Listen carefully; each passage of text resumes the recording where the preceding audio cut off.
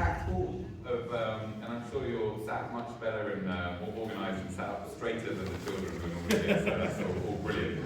I'm Haringey. I'm a journalist and chairing tonight's event, tonight's Hustings on active travel and clean air in Haringey. We've very happy to have three candidates with us. We have from Labour, Councillor Ibrahim Ali, who's the Cabinet Member for Climate Action and Environment. From the Lib Dems, over in the Lib Dem jumper, we have Corley Harrison, leader of the Lib Dems in Haringey. And from the Greens, we have Rory Patton, Councillor in St Anne. So thank you all very much for joining us. The Reform and Conservative candidates were invited but have not joined us tonight.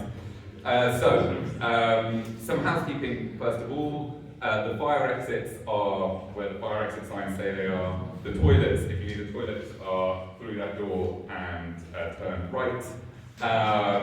We are filming the panel. There is a camera on a mobile phone just there. And if you're in the audience, if you're in the panel, you've agreed to be on the film, so I'm afraid there's no opt-out there.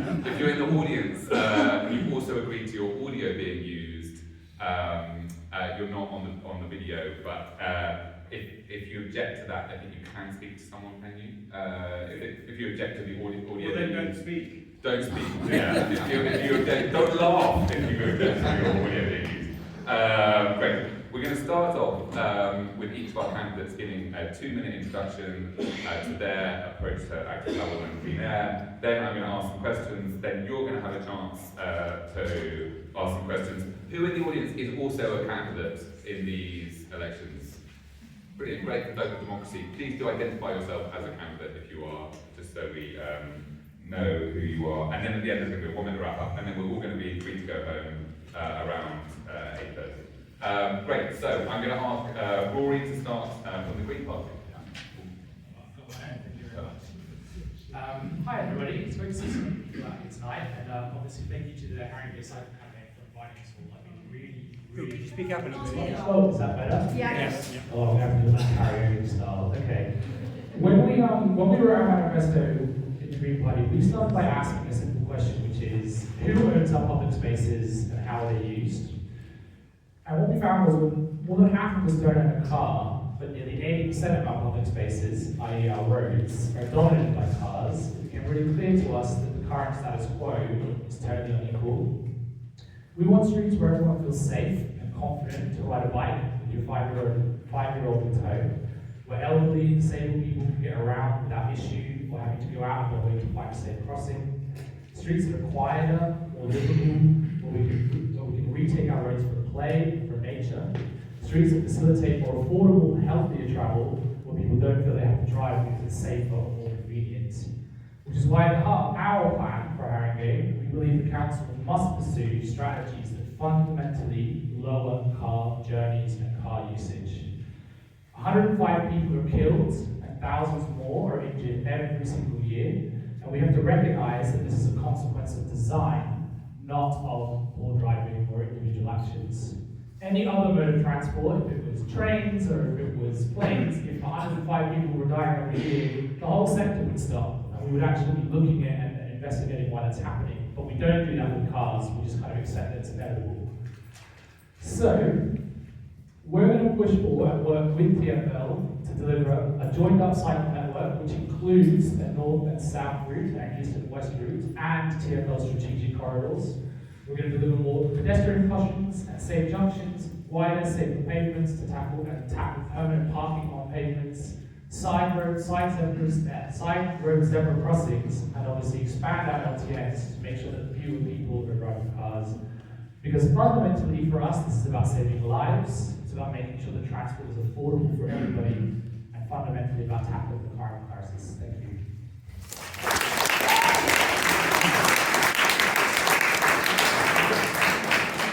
Thank you. Next up is Luke Corley Harrison from the Liberal Democrats.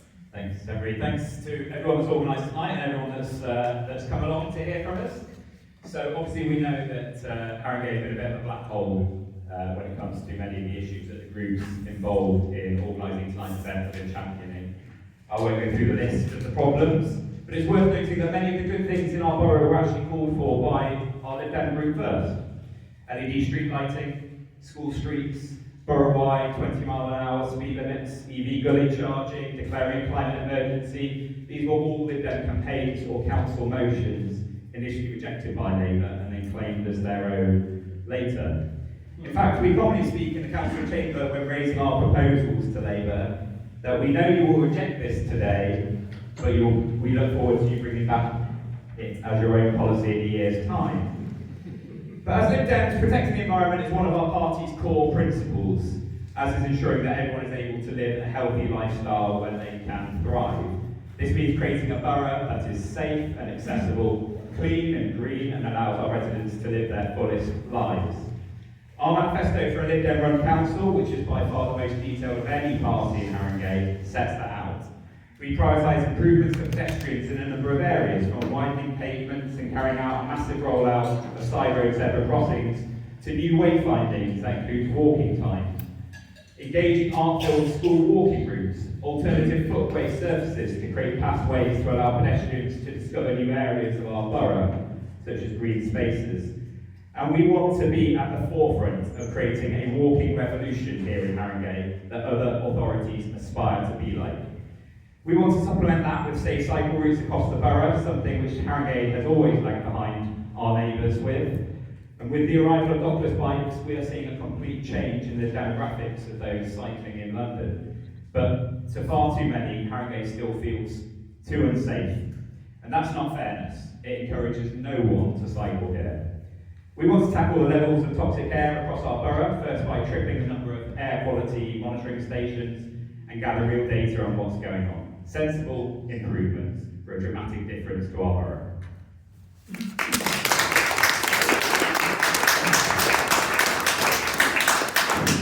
Thank you, Luke. Ibrahim from the Labour. Thank you, Henry, and thank you to the Haringey Cycling Campaign and all the other associated groups for organising this. And the turnout here today on a Wednesday evening shows how much people really, truly care about these issues. Obviously, I come from this from a different perspective in being a local dad. I've got 3 children ages of 8, and I want to see something for my own family, which is more active travel, cleaner air, not for now, but for future generations. And I'm standing as a Haringey Labour candidate because I think we're the only party that has that combination of a progressive vision with the experience needed to tackle many of the issues our residents face day in, day out.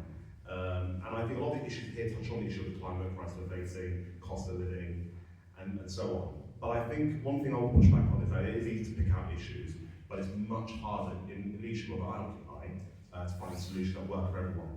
So I'm standing on a manifesto that is to say that I'll tackle the challenges head on, that we will deliver cleaner air and better travel, not only for people that I love and care about, but for all of our families and residents and neighbours and friends across the borough.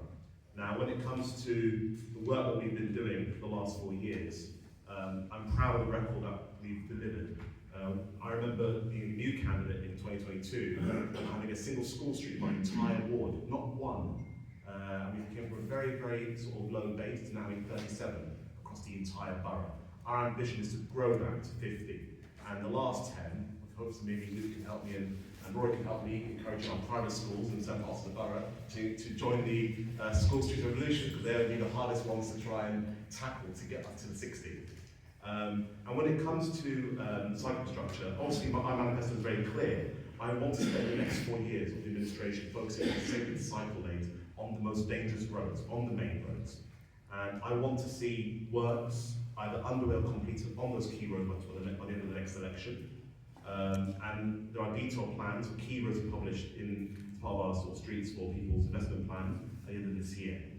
In terms of electrical charging, there's a lot of work we've been doing on that front as well, but I've actually recently signed off a new scheme for affordable e-chargers, so the residents have the right to apply, an expansion of our network, encouraging affordability for people to have more competition and reduce those rates to really bring those costs down, especially focusing on those people who really need an electric car, for those kind of larger families and families who are people who use their work for trade and so on. But ultimately, the ambition is very clear. We need to make sure that car journeys are only for essential journeys, to keep the careers growth and careers for I'm just going to stop you there for 5 minutes, Right. but we'll come back to some of those issues. Thank you.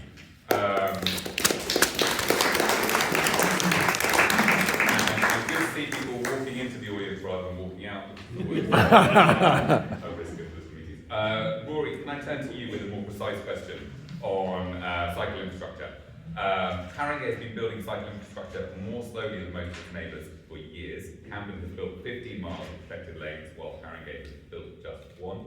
The consultation on a two-way cycle lane on Tottenham Lane was launched in late 2024 and then went quiet. Green Lane's busy street, as everyone knows, still has no segregated cycling solution. So, if the Green Party takes control of the council on May the 8th, are you committed to building a safe, joined-up network by 2030? And how will you make sure that consultations lead to this? Great. Well, the short answer is yes, we will. We in our manifesto we fully committed to the walking and cycling plan, which includes ensuring that we actually deliver on the strategic cycle networks and pathways that TFL have recommended. In terms of community consultation, a lot of what we're talking about in the Green Party are the ways in which the last 4 years the council hasn't really lived up to its principles around how we approach community groups, how we work with residents to actually engage them in meaningful conversations about how we tackle the issues that are facing them. Although I do want to be really clear, I don't think that the answer to this is, for example, to go to community groups when we're talking about LTNs and say, would you like an LTN or not? I think we have to start from the position of, we would like to implement an LTN because we think that reducing traffic is going to be good. The question is not what we're going to do, it's a question of how we're going to do it. And working with residents to make sure that that works for the businesses, so it's not inversely impacting them, as well as obviously making sure that it's not creating journeys for people who have to use cars. It's not making that so difficult for them that it becomes basically untenable. I think for us, consultation sort of sits at the heart of what we would like to do with the Green Party. But as I said, it's about starting from a place of this is the vision, and the vision is fundamentally reducing deaths on our streets, and we have to do that by reducing car travel.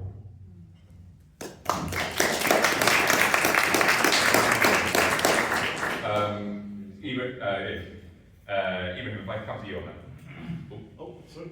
Yeah, well, I can't read it quickly, but what I can say is sorry, what was the question? The question is, if the Labour Party retains control of the council on May 8th, are you committed to building a safe, joined-up network by 2030? And how will you make sure that consultations lead to decisions? That's a very good question, and I think when I look back again 4 years ago, and where we've got to now, I think that a lot of my energy and time was actually thinking about how we can deliver all types of schemes all at the same time. So one thing I'll speak to is the LTMs. So I represent a ward with the largest LTN, second largest LTN in London. Goes from Tottenham High Road to Turnpike Lane, covers 3 or 4 wards, very complicated LTN. And when I think back to that period, along with the St Anne's LTN and the Bounce-Green LTN, it actually opened up a whole series of roads for the first time as natural, quiet ways. Places where people can cycle, can walk to school. People coming to me on surgery saying, look, I might have had a go at you a year ago, I'm actually really sorry. It's so much more pleasant now, going to the station, going to the shops, going to work. I hear the bird song, I know that sounds petty, but there's a really meaningful experience of people actually living in communities where they feel that they have a safer environment. They feel safe to take on the bikes, to take a bike, and to cycle to a local park or take their kids to school. So I think in terms of that experience, I'm really proud we've delivered dozens and dozens and dozens and dozens of miles of safe cycling across large parts of Haringey. Now when it comes to these short segregated cycle lanes, we're very clear, the priority has to be on the main roads. And we have to look at the data and the evidence. And that's where all the investment, all the money, all the energy is going. My very first meeting, when I took on this role to meet Deputy Mayor of London's Transport Department, and I made it very clear about what our ambition is, what our plans are, and working with those good partners to deliver those plans. So I'm very clear. I think we've got a very good plan in place. We've got a number of this whole generation of quiet ways we'll be launching in the middle of 2026. I've been intensely working on since I joined this role very recently, so I'm very new to the role. But I want to be really clear. I mean, the ambition is to have a conversation with the communities that I come from, that I look like, that I represent, to say, this has been being done to you, it's been done for your benefit. My communities have the lowest car ownership. My ward, only 1/3 of people own a car. So why should 2/3 of the people be impacted? Like who don't live in Haringey, they use our roads to pollute our neighbours. So I think I'm very clear. It's about really being very fair, having a just transition, and taking all of our communities with us. And I think I'm proud of our record. And we were the only borough in London to introduce all the special educational needs exemptions and disability exemptions from a very early stage before having people come to us and say, actually, you need to think about this. So that collaborative, co-productive approach, and that I think we pioneered in London, has been recognised and emulated by other boroughs. Thank you. Luke, if I could come to you on this question of a safe joined-up network by 2030 and the role of consultation in that. Yeah, so first of all, yeah, we have a manifesto commitment to have segregated cycle lanes, continuous east-west route, continuous north-south route, and a safe and connected cycle network. And that is not just in Haringey. Our ambition is to connect that up with our surrounding boroughs. You know, the way that authorities work on these arbitrary boundaries that no resident ever even knows about or imagines. I mean, they just want to get from point A to point B. So that's a really important thing for us, that we are connecting up to some of the existing Enfield, Islington, and Hackney cycle routes when we do so. I think one of the big issues has been that no one believes consultations anymore in Haringey. They are too drawn out. It's a tick box exercise. And what engagement there is leads to a decision 2, maybe 3 years after the original engagement session. And that makes it feel like it's not actually a collaborative approach. And Henry, I think you mentioned the Tottenham Lane, cycle lane in your question. I mean, that's a prime example. That borders my ward of Crouch End. We had a councillor briefing on it for an hour saying this is coming. We didn't hear anything more about it until 2 years later. It was, oh yes, it's not happening because there's some problems with it. What we need to see is much quicker rollout and then iterative improvements of cycle lanes. We saw some quite rapid rollouts during COVID, for example on Bounds Green Road, some of the temporary ones and some of the temporary segregation, which was then not maintained.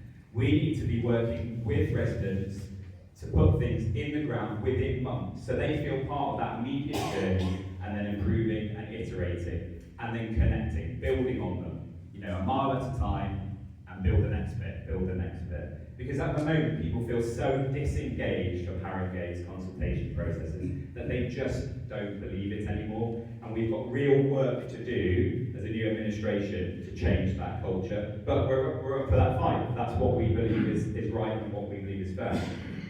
Great.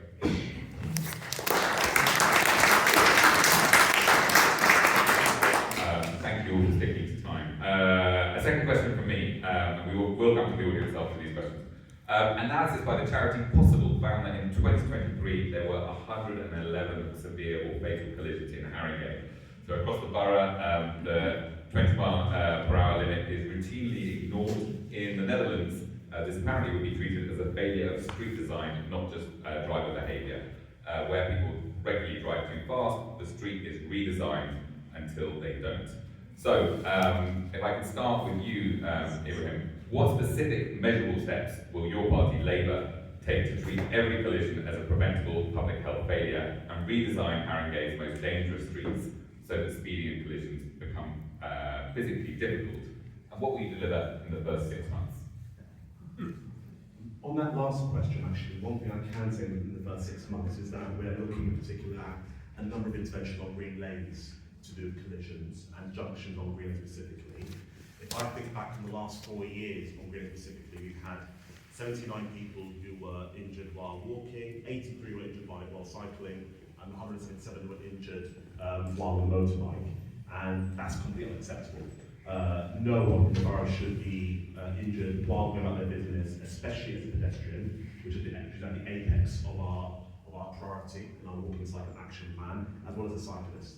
So I think one of the things we are looking to do is look at all those junctions in collaboration with TfL. One thing I would say actually, TfL has said to me a number of times that they're quite confident in all the schemes we presented to them in terms of our ability to deliver those schemes to make the junctions safer. So we've identified those schemes, we're working through a list.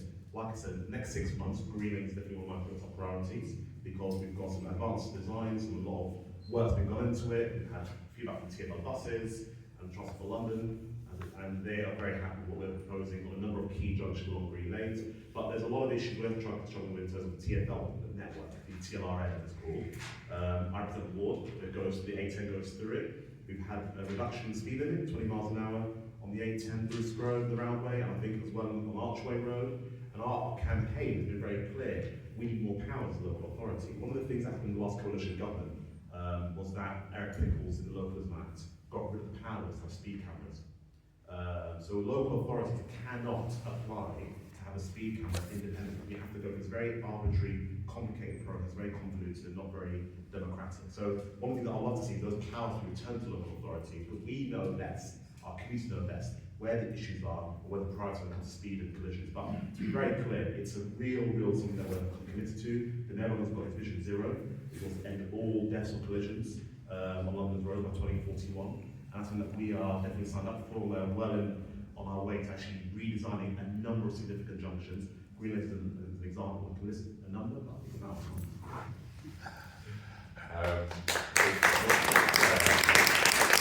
Great, thank you.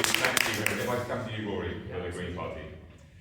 Yeah, I mean, I think this is kind of what I said at the start, which is, I think that road collisions and accidents on our roads and the deaths on our roads are often treated as this sort of inevitable consequence of cars, basically, the way that our streets are used, rather than seeing it in a kind of holistic design way. I actually grew up for a couple of years in Germany, and Germans just clearly do this a lot better than us than we do here in the UK.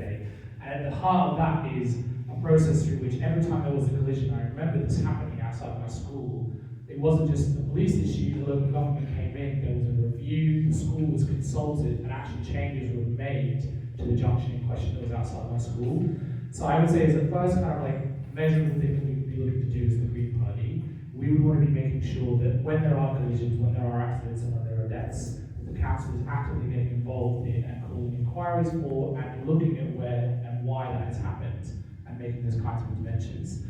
Outside of that, I think the really big thing and the thing that we're missing the most in Haringey, and we heard the statistic earlier that we've only built about a mile of protected cycle lanes versus about 15 in Islington, is for us it would be prioritising building as many protected cycle lanes as possible, whether that's bus gates, to Labour's credit, you guys have just secured about £10 million from the Better Bus Partnerships. We would like to see some of that money used to actually segregate the bus lanes so that cyclists and buses are not part of the regular traffic, so they can look after themselves. We obviously will be targeting junctions, making sure that when we find areas where there are particular issues that we are reforming them, whether that's bringing in side road zebra crossings, as I mentioned earlier. And yeah, I think those are probably the big things for us. I think the starting place, you mentioned green lanes. Very excited to hear that you'll be looking at green lanes. We've committed to revisiting the idea of bringing in cycle lanes properly on green lanes and ultimately removing parking. I think as someone who cycles down there quite often, because cars have gotten bigger, because they've gotten wider, you're just kind of zooming in and out of traffic quite a lot more. So I think for us, we're definitely going to start there by basically restarting that consultation. Is that red? Okay, fine, thank you.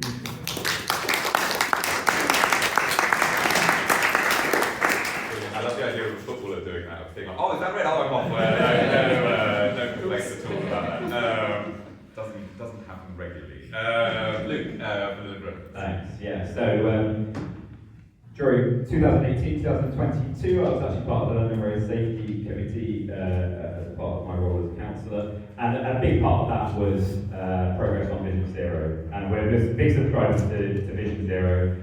Every instance of someone being killed or seriously injured in London is preventable. That is fully our belief, and that it is, I think, the belief of probably all parties here, to be quite honest with you.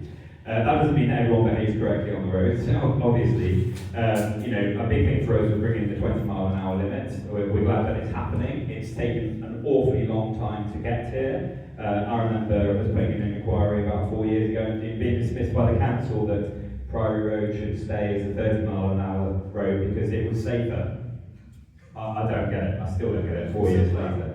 One of our officers, unfortunately. One of the main things is making sure that we have as many safe crossings for our pedestrians as possible, which is why we want to bring in side road zebras. I think Rory is the same. Another thing is we must have the ability to bring in speed cameras. They are the biggest deterrent for drivers. We know that. I know that Ibrahim has mentioned it. It's his government that preventing it happening. So we will continue to lobby the Labour government to change the law so that it allows for local authorities to be able to introduce speed cameras. That will bring down traffic levels to the 20-mile-an-hour limit. But that's not enough. We need to engineer our roads so that they are designed by the active travel hierarchy, that they're designed first for pedestrians, second for cyclists, and then third for drivers. That's ultimately what we need to do. So absolutely we would do a review within the first year of all of our most dangerous roads and most dangerous crossings. One of the issues that we have at the moment within the council is that the data that we get on incidents is only reliant on police data coming to us. So if there is a collision and it's not reported to the police, it's only reported to the insurers, we don't get that information. So we need to work better with our insurers to get more information to identify those hotspots so we can redesign those crucial junctions and crucial roads.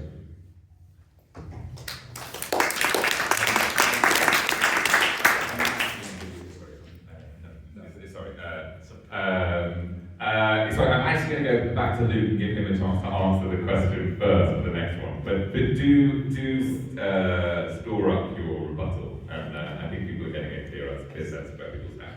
Right, we're moving on to children's health, air quality, and traffic reduction. In 2024, almost 20,000 children were admitted to the North Middlesex or Whittington hospitals struggling to breathe.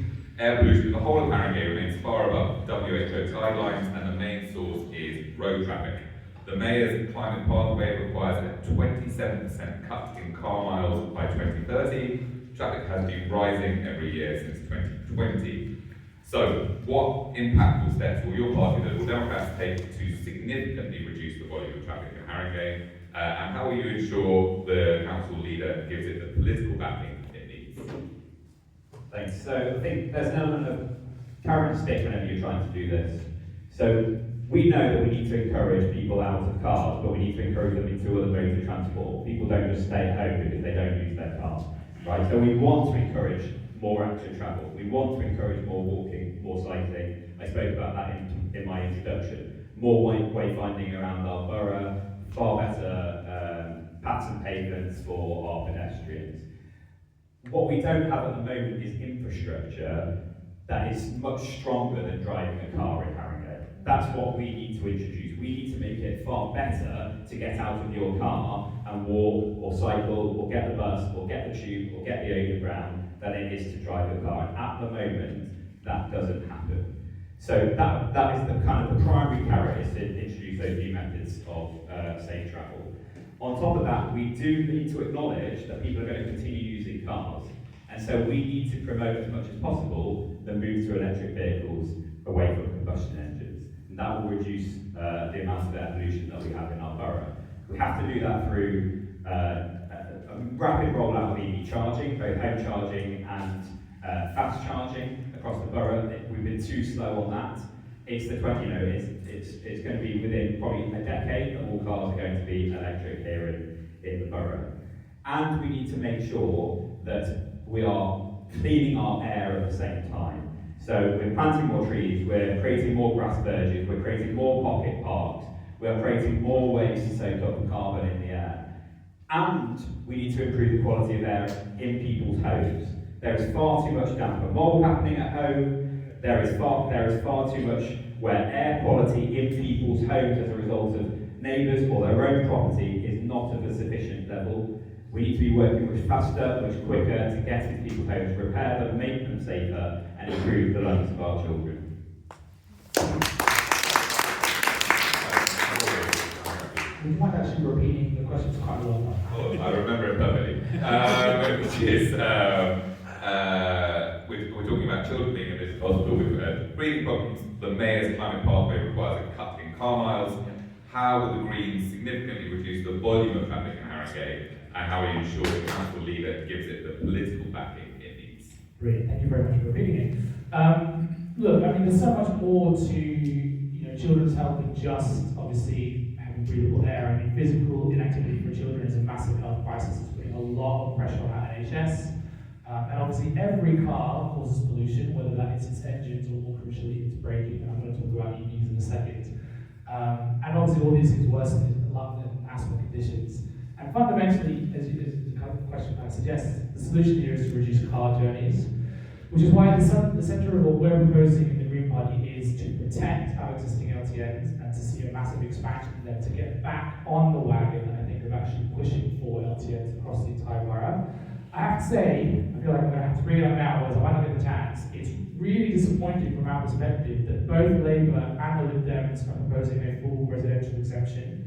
As far as I'm concerned, and the Green Party as well, we see that as a rollback and actually a regression in terms of this policy. I think it will massively impact the potential for us to get funding from TS and TFL, as the government basically sees us as not really getting on board with the mayor's program to reduce emissions and obviously to reduce car usage. So we would absolutely, whether we are in the next administration or in opposition, we will be fighting tooth and nail with the Haringey Cycle Campaign and with the residents who want to see more LTNs to make sure that these proposals don't go ahead if that's what's planned. So fundamentally, it's about tackling the number of people driving cars, and I think, LTNs are the cheapest way for us to do that, the most effective way for us to do that, and the most proven way for us to do that.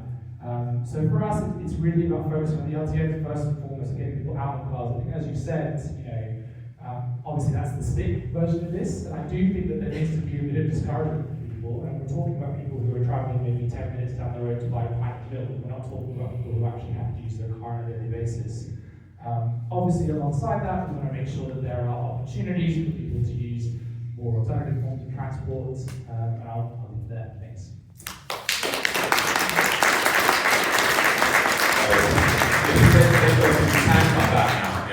I'll try to find a question.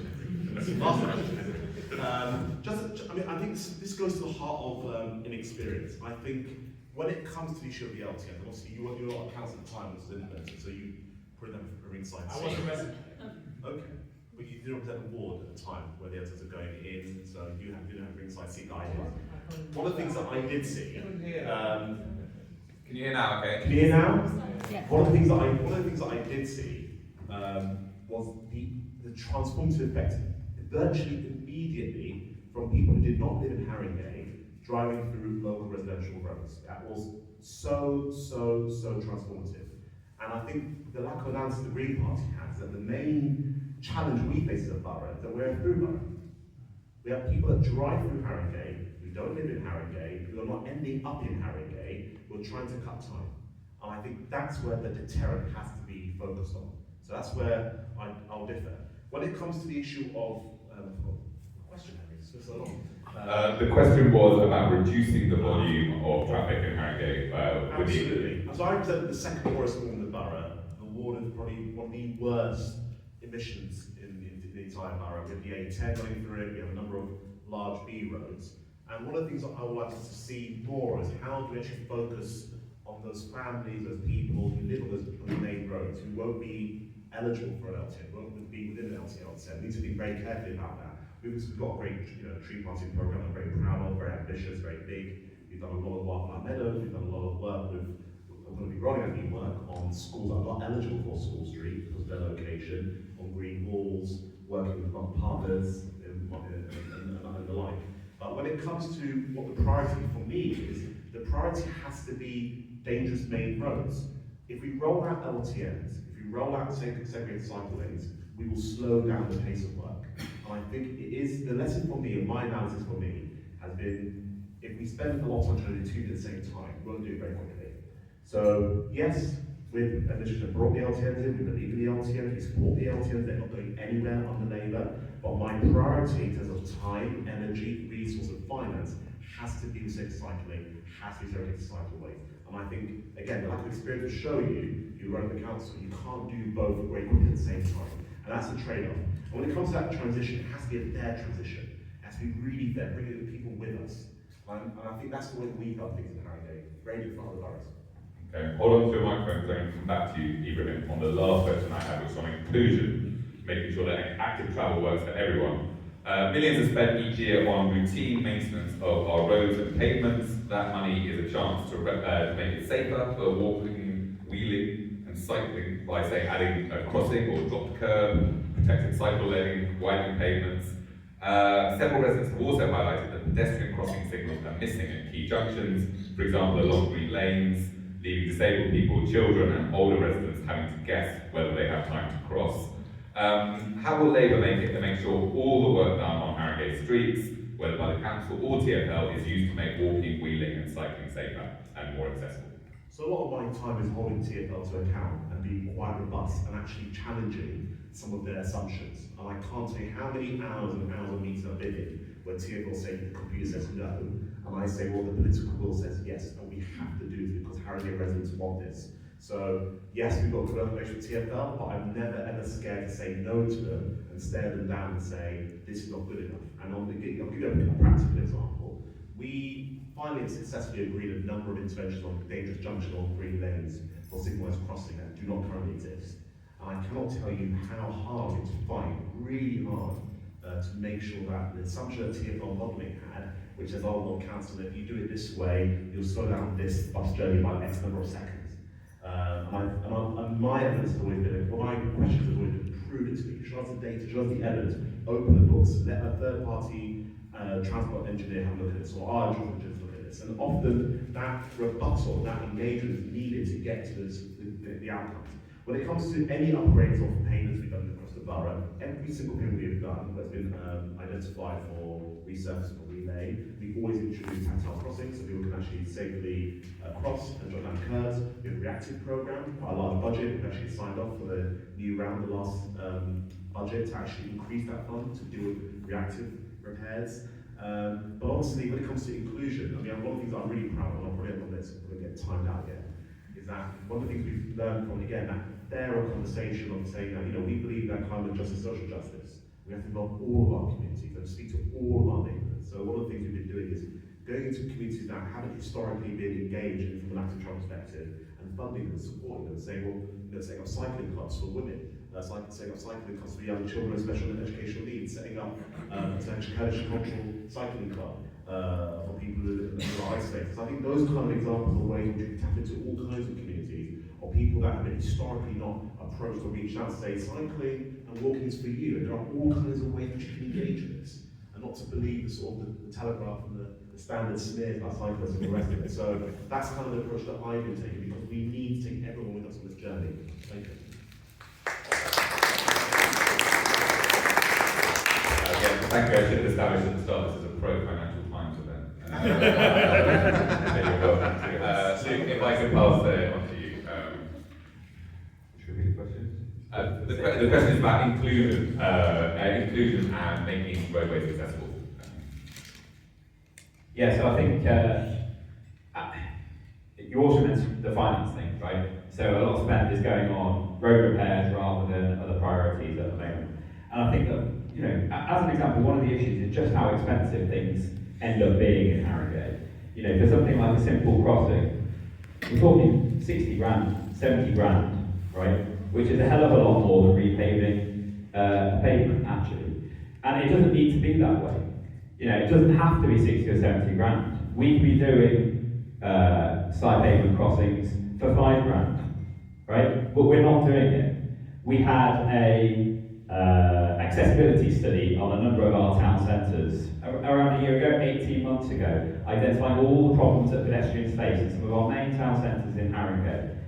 That's great, we got the results, it led to nothing. We need to make sure that pedestrians are the priority when we're delivering our improvements in our borough, and that really is the issue at the moment. Is there's intention to start something, but it never follows through. This is what I was saying earlier about everything just takes too long. It's too expensive. We need to have a commitment, which the Lib Dems have, to commence a project, move on with the project, deliver it, iterate on it, and improve it where we need to. We don't always have to say it has to be the perfect thing initially. If something then needs further work because pedestrians, residents, or whoever else wants it to have further work, then we would do that. Of course, we want to see much more safe crossings, wider pavements, better walking routes for our kids, all of these sorts of things. It's what I talked about. We want Haringey to be the borough that is creating a pedestrian revolution, a walking revolution. That is our absolute aim. It's the top of our priority for travel, is the pedestrian. And we will make sure that every street is analysed to make sure that pedestrians can walk, that we do have drop curbs, that we do have safe entries to schools, to our places of worship, to our parks, to our leisure centres, and then roll it out further to our side roads, residential roads as well.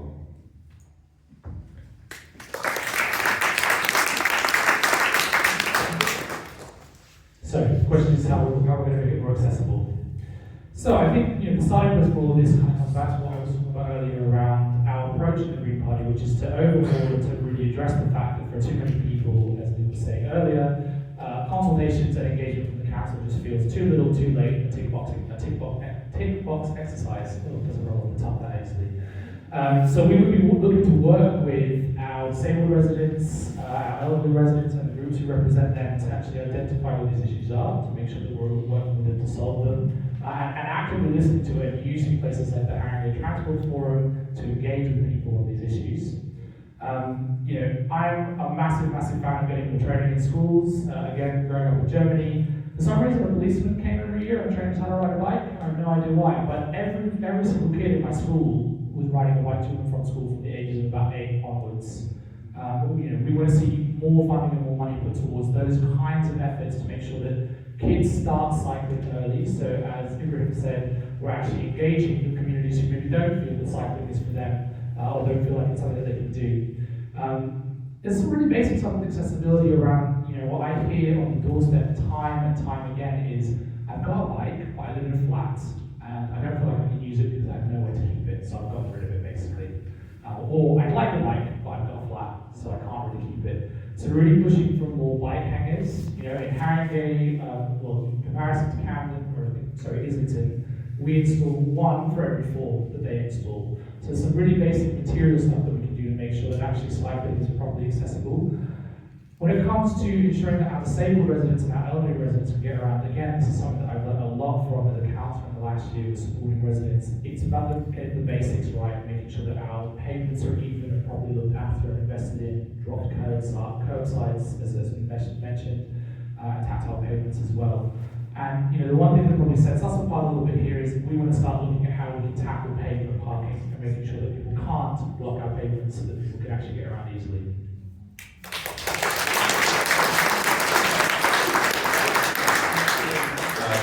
Thank you all very much to our candidates. Please raise your hands if you'd like to ask a question. Going to start with the lady. Oh, do we have a microphone? We do actually. I think is it this one? Sorry. Can we start with the lady with the striped top?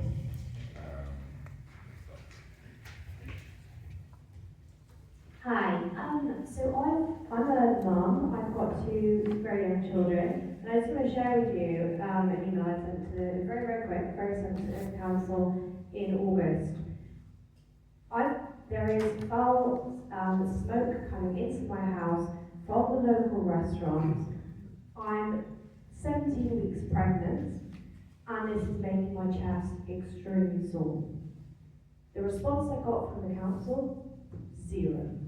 Nothing. Nobody ever came back to me.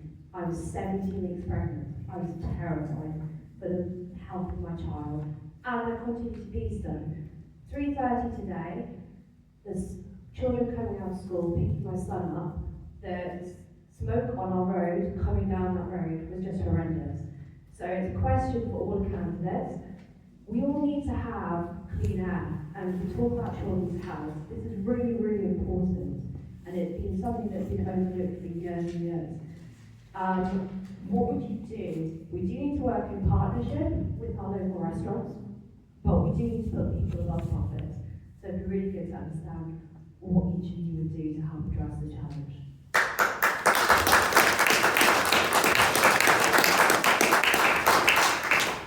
Thank you for the question, and thank you for running. At the end, it would be good to speak to find out who you wrote to.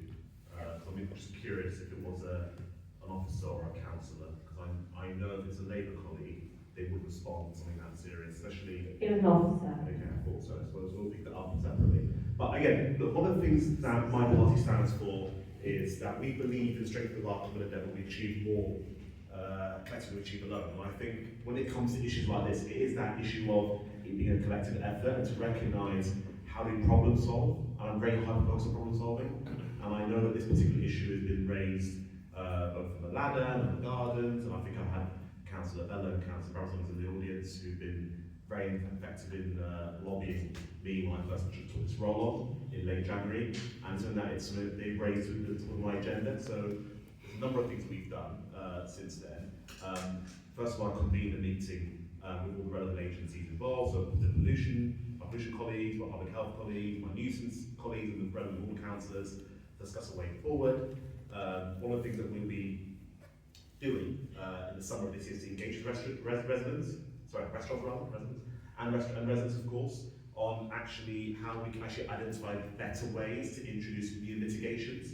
And I think there is a particular challenge with this particular part of the borough. So Grand Parade, to get to that, is quite high, quite narrow, and when the wind blows a certain way, it can, to a number of residents have written to me, can produce a cumulative effect. And I think it's about how we actually work with the restaurants to use alternative source of fuel. How we actually look at mitigations, additional mitigations. This area is quite convoluted because it falls under all kinds of areas. It's a bit of nuisance law, it's a bit of this, a bit of that, but I'm not too worried about that. What I'm really worried about is being very sort of solution focused and actually saying, how can we proactively engage with the businesses, which we are doing. So there's a plan that we've been working with other council colleagues, actually practically say, look, we value what you've done to this part of the borough. I remember Green in the early 2000s, no one has, right now, we've spent time here. In those days, it's now a lovely, lovely, lovely part of the borough. We want to protect that. We've got to do that in a way that's collaborative. And I think some of the work we've done in the early 2000s to bring communities together in that kind of productive model is the way to do it. Say, look, you're important, we value what you do so much for the community. We need to find a way to mitigate the issue so residents can have that sort of better quality of life and people's health are protected. So I'm definitely hot on it. I'm very interested, and again, thanks to my colleagues who've been so good in sort of lobbying me to get some action. Yeah, and thanks to Anna and Zena. Rory. First of all, thank you for your question, and I'm really sorry that sounds like a really frustrating situation to be in when you're pregnant. I mean, I cannot even begin to imagine how difficult that was going to be for you. Interestingly, this is something that comes up actually sometimes in my ward. It sort of borders Green Lanes, so this is kind of how I come across this issue, so I can maybe speak to that. And unfortunately, it's not a surprise to me that you sent an email to the council and you didn't really hear anything back. As Ibrahim said, I think part of the reason for that is it does kind of fall between a lot of different services within the council, and it's a bit complicated. But unfortunately, the reality of that is what I've seen and what the resident that I've been supporting with this restaurant just off Haringey Road is that it kind of gets passed around like a hot potato. And different officers will sort of feed in and say, oh, we're going to do this, we're going to do that, and nothing really happens. Things are happening now, yeah, and I'm really very glad to hear you doing that. I think, the first and foremost, the thing that I was pushing for in this particular situation that I'm talking about was really just encouraging the officers and supporting them to actually send an enforcement team down to actually have a look at what the restaurant was doing. Often, at least the ones I've come across, the issue is that there isn't an extractor fan that's been installed, the building isn't up to code in the way that it should be, or the extractor fan has been broken and no one has fixed it. So there's like some really basic stuff that we can try and do just to kind of go to the restaurants themselves and say, hey, this is what residents are saying, can we have a look at what's going on in the building? If it's not up to code, what can we do to make sure that happens?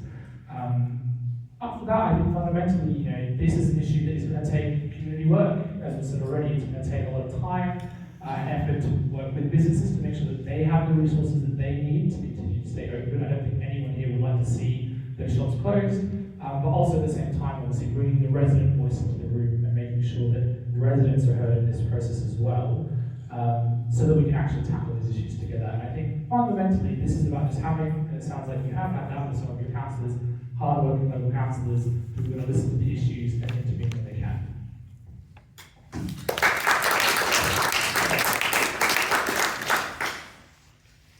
Thanks. So, I don't think it's acceptable that you don't get a response. It doesn't matter whether you send it to a councillor or you send it to an officer.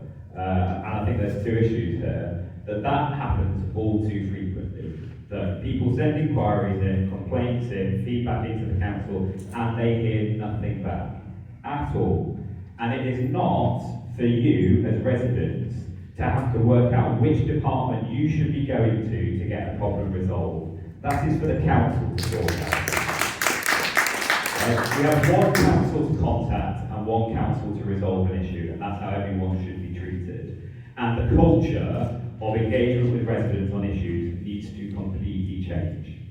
So, first of all, we would have community wardens in our wards that are picking up issues that you'd be able to approach. We'd have customer service in our wards, in our town centres, so you can actually speak to the council, phone lines manned, and we'll bring in an app where you can actually submit these issues and track them for responses and escalate. Because in our view, you should never, ever get no response. In fact, you should never get a bad response. You should never have to go to a complaint. And that is one of our absolute priorities for a Lib Dem administration. Complete culture change so that your council works for you and it listens to you. On the second issue, which is the issue of the kind of the smell and the nuisance, we already have processes in place for noise complaints. It's very clear, if there are issues, you can call a licence review.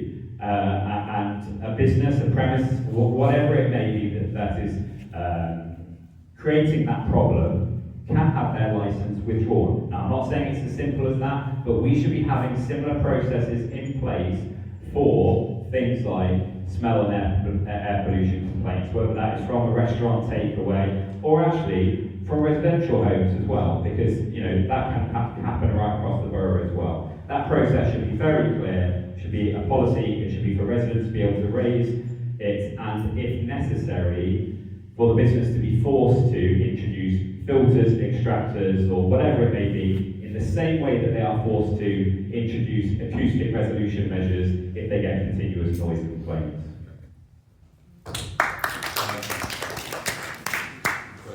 Thank you. Could I ask the woman in the middle, and then we're going to take a question at the same time from the gentleman in the red top, at the top. So we'll go first to the woman here. Yeah, please. I gotcha. I'll hold it right here. Hi, thanks for letting me go. I have a babysitter tonight, and I'm going to have to leave momentarily. I'm a mom with 2 kids, and I live on Whiteman Road, which is a pretty busy road. Every day I take my 4-year-old and my 9-month-old up and down the road to nursery, and it's quite scary. So I was wondering if, I'm an American, I moved here about 2 years ago. I don't know the history here, but are there any plans to help with the traffic and pollution and the bins that never seem to be put back in people's front yards along Whiteman Road? Would love to hear about that.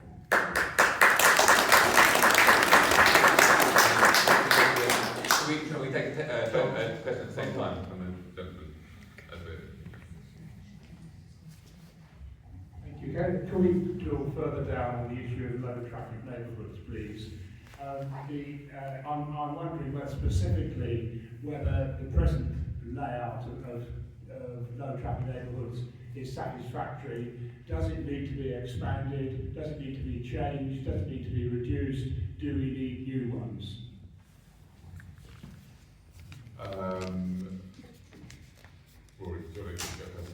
Whiteman Road and... Are we doing both of these at the same time? Yeah. Okay, great. Okay, Whiteman Road, thank you for your question. I'm going to start with the bins. This has come up quite a lot, and it's probably the easier one to answer in some ways. Bins not being put back, super annoying. It comes up all the time. I'm sure both of you have to deal with that in your own wards quite a lot. Ultimately, this really just comes down to, I think, speaking with your local councillor and letting them know what the situation is. I spent quite a lot of time either on the phone to or emailing Veolia about this very issue on some of my streets, and we have seen improvement with that basically over time. At one point, I was even on a particular road in my ward where this seems to keep happening. I had one resident who was really upset by it. And I basically was just outside his house when the binman came by, and then sort of noticed that it didn't do it. Was like, hi, this is really awkward. I'm the local councillor. I've been emailing your team about this for ages. Can I speak to your manager? I just want to make sure that this has been communicated properly. It hadn't, which is why I was there. So I think it's a lot of effort around that kind of side of stuff to actually be a bit more proactive. I think in terms of Whiteman Road, it is super scary. I hate cycling down Whiteman Road. I think in short, this is where traffic calming measures, whether it's segregated cycle lanes or reducing speed, will make that road a little bit safer for everybody. In terms of the LTNs, sorry, I'm trying to condense this all very quickly. I mean, we think they absolutely need to be expanded. And as I kind of said, I think currently we're the only party that seems to have a plan that isn't about reducing the way that the LTNs work currently right now. There are issues with the way that LTNs were introduced in Haringey. I think if you compare ourselves to Camden or Islington or Hackney, they did a lot more kind of like smaller, rapid fire LTNs over time, whereas we sort of did these like 3 enormous ones in one go. And I think that caused quite a few issues, both in terms of the kind of experience of residents, as well as obviously I think has ultimately kind of maybe scared our politicians off continuing them. So I will just end on this point. I know I'm doing the red card here. But yeah, we absolutely want to see them expanded. I think for us, the only exemptions that we would be looking at is a very limited number of exemptions for carers and people with caring responsibilities and people who rely on cars for work. Otherwise, our plan is very much to roll them out across the rest of the borough.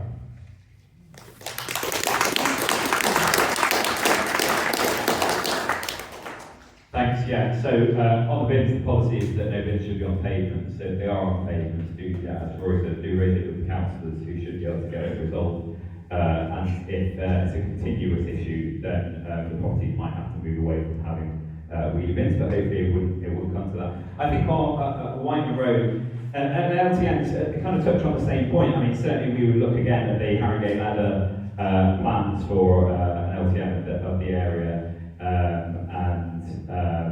That obviously includes the Wyman Road, the entirety of Wyman Road as well, because ultimately it is a residential road. Yeah, it shouldn't be really treated as a main road. We have a main road with green lanes, but the problem is that in itself is so busy, so packed with parked cars and all that sort of thing that people choose to use Wyman Road instead, and by virtue of doing so, often speed along at a much faster than 20 miles an hour. And I appreciate that the council did the chicaning to try and improve that. I think it has statistically gone some way to reduce the speeds, but that has not been enough to, as we know with any of these measures, prevent the kind of the screaming racer down at 40 or 50 or anything like that. So certainly more work needs to be done there. On LTN, so firstly just on the resident permit point, we have always made clear when we have promoted LTNs that we would want to iterate and improve, that they are not to go in and just stay in as if we knew best when we put them in. And that is how things should work. Now, we have in our manifesto a policy to bring in resident permit. That is to reduce traffic within the LTNs. Certainly the feedback we get is that there is an increase in unnecessary traffic both within the LTNs and on boundary roads from residents that are having to make longer journeys. So we're bringing a trial of residence permits that is data collected to look to reduce the number of journeys, improve the safety within the LTNs, and reduce the issues on the boundary roads as well. And just on rolling out further LTNs, I mean, certainly there are areas of the borough where that would want to be done. For example, in Crouch End, there are certain small pockets where we would like 1 or 2 roads to be closed off. That in itself would be an LTN. Residents are for it. We need to, as Rory said, not look at these massive, huge LTNs as kind of the panacea to everything and say, right, in a certain area, what do we need, what restrictions do we need, and how can we filter roads down?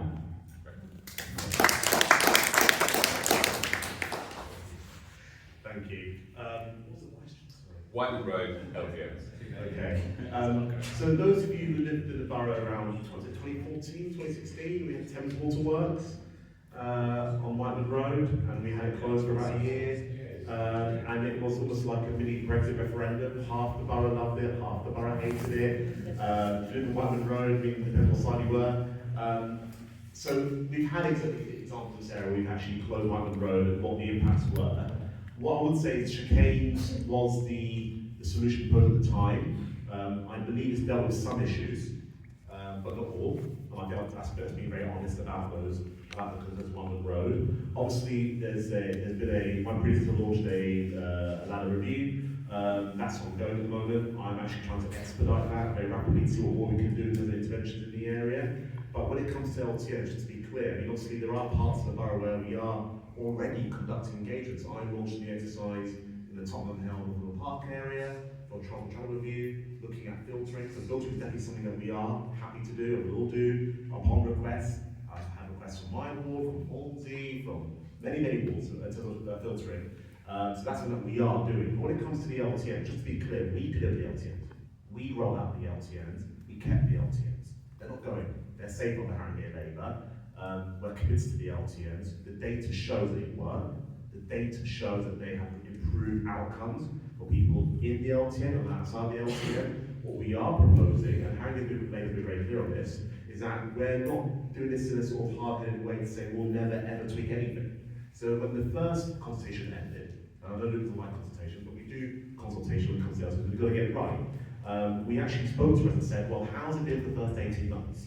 And they said, well, actually, got rid of this filter, and if you make this two-way rather than one-way, and so on and so forth, they'll make it so much more pleasant. And we've done that. So there's a number of interventions we've made with certain filters. We've actually improved the way the LTN cells worked. And that's how you build the democratic consensus. That's what's really important, taking people with us, not doing things to people.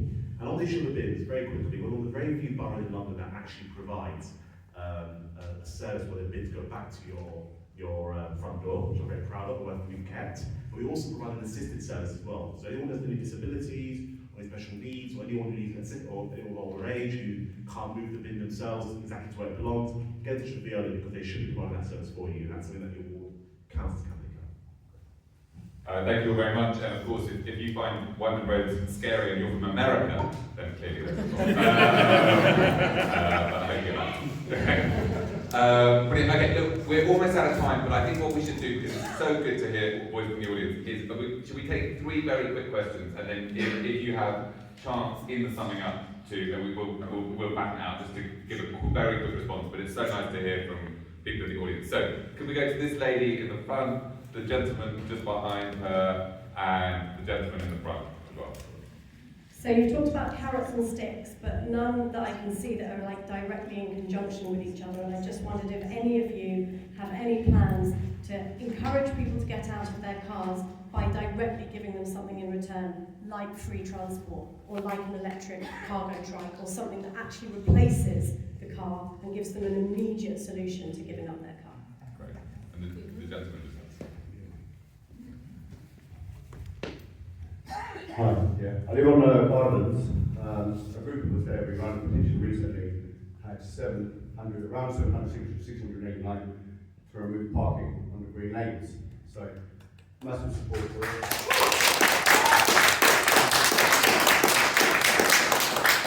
Yeah, ours with clear congestion, one act, cyclists to go through, get rid of all the parking there, get rid of the boy racers, everything.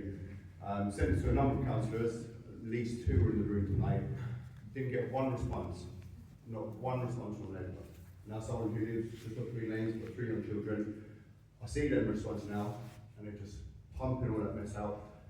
I feel, what I was told, the reason why it's just not happening was because it would stop cars coming to the green lanes for the rest of the month.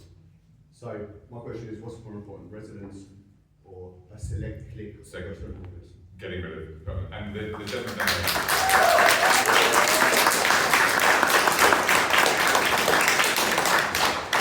It was going to be the same question. Will any of the parties commit to removing the insanity of parking on green lanes?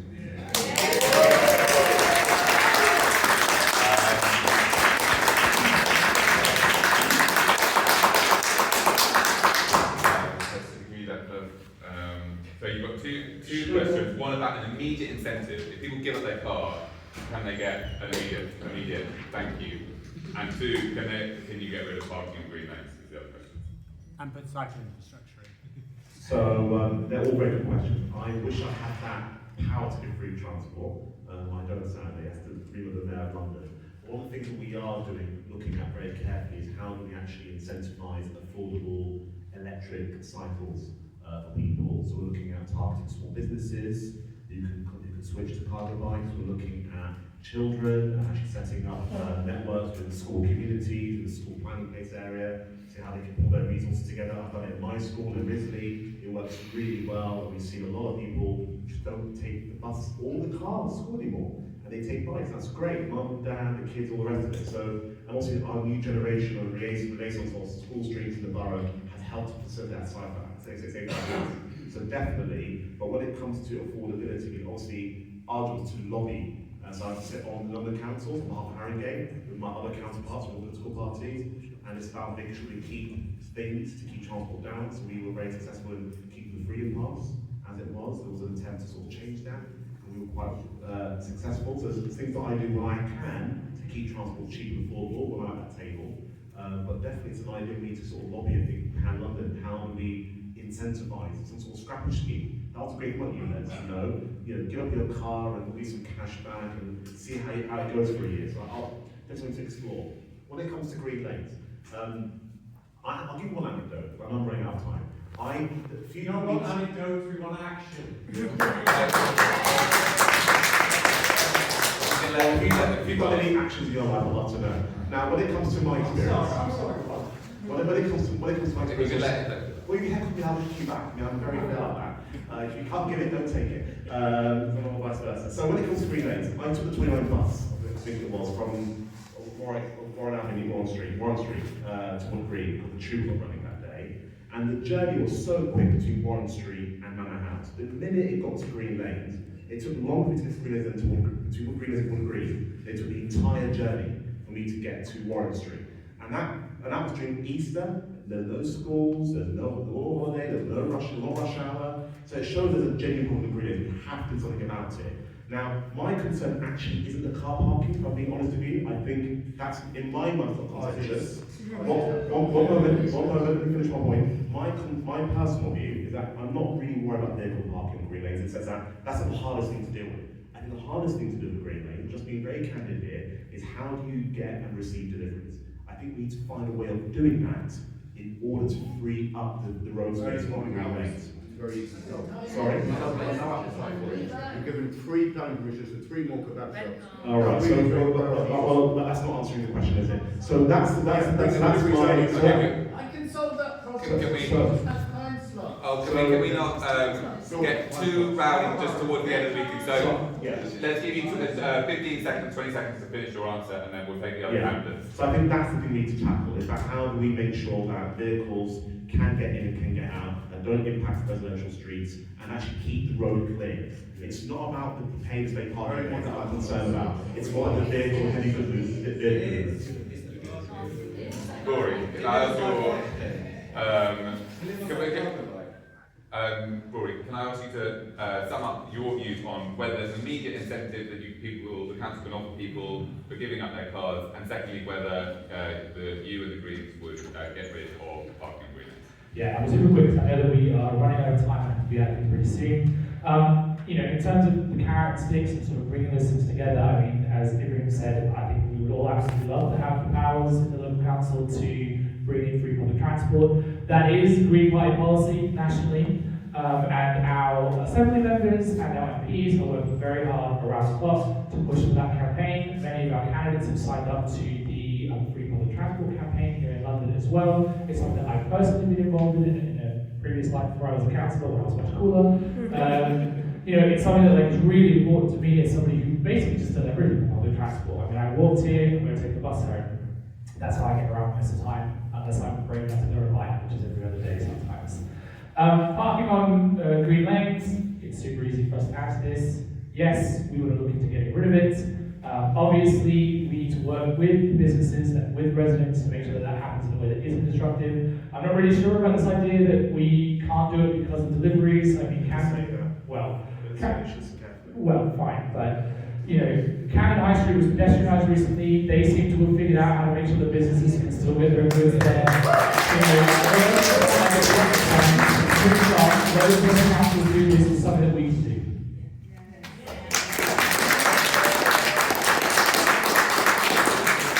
Luke, you have the last word. That's all good.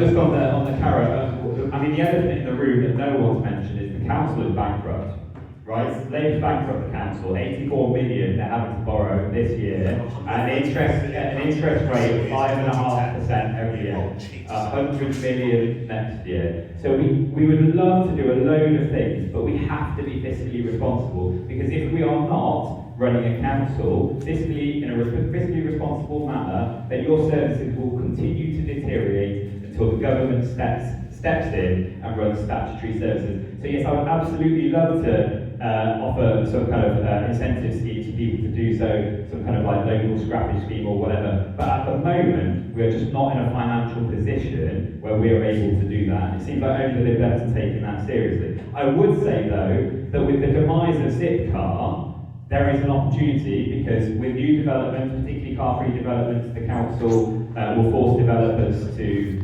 make residents have Zipcar membership, not force them to, but give them free membership, that we should transfer that to our e-bike operators and encourage people to using e-bikes through incentives. And if successful, that can be rolled out to other residents. So I think that is one potential carrot that we can offer at kind of low cost.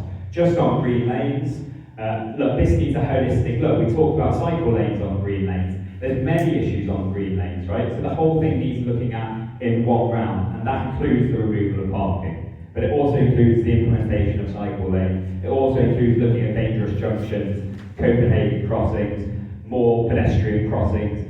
It's such an important arterial route for the whole of Haringey that it needs a complete review to introduce just a revamped green lanes that works for all residents, works for businesses, and works for those that are travelling all the way from Enfield all the way down into the city.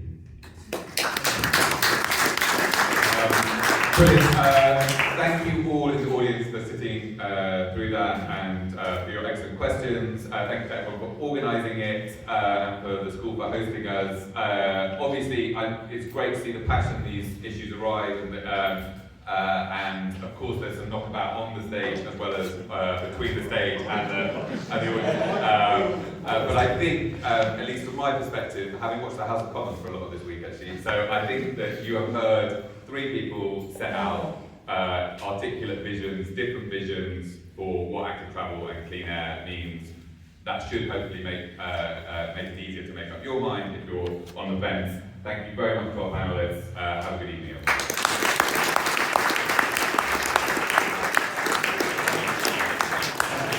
Thank you very much, Mr. Sullivan. Thank you very much, Henry, for sharing.